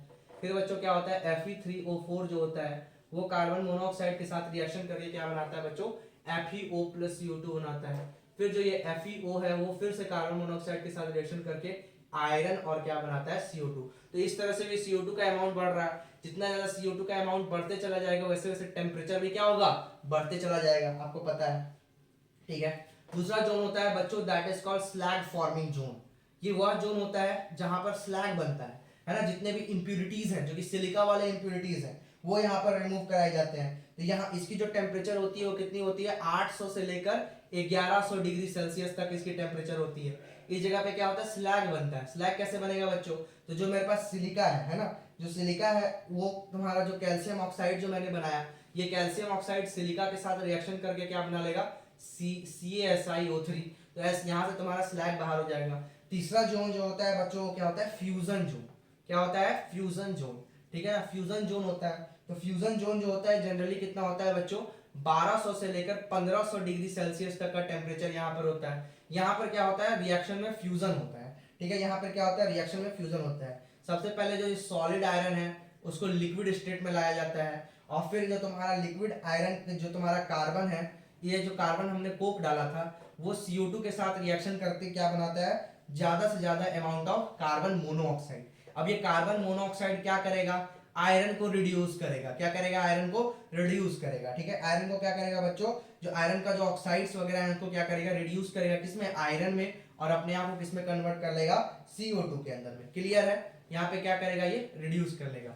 जो आखिरी जोन होता है जो कि सबसे ज्यादा हाई टेम्परेचर वाला जोन होता है, that zone is known as combustion zone, भट्टी, ठीक है, कंबशन जोन।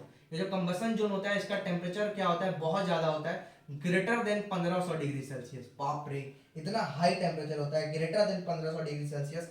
यहाँ पर क्या होता है, कंबशन होता है, मतलब क्या होता है, कार्बन कंबशन करके कार्बन डाइऑक्साइड बनाता है। वैसे ही तुम्हारा जो कैल्शियम कार्बोनेट है ये तुम्हारा हीट करके कैल्शियम ऑक्साइड प्लस CO2 बनाता है। और जो तुम्हारा ये जो तुम्हारा FeO जो बना, ये तुम्हारा कोक के साथ रिएक्शन करके क्या बनाता है, आयरन प्लस CO2 बनाता है। तो यही तो रिएक्शंस होते हैं ओवरऑल सारे के सारे जोन्स के अंदर में। और ये हो गया तुम्हारा ब्लास्ट फर्नेस। ये क्या हो गया बच्चों, ब्लास्ट फर्नेस हो गया, ठीक है। ये हो गया बच्चों ब्लास्ट फर्नेस। तो बच्चों यहीं तक था ये लेक्चर, ठीक है। आई होप मैं आपको ये पूरा का पूरा चैप्टर समझा पाया होगा, ठीक है।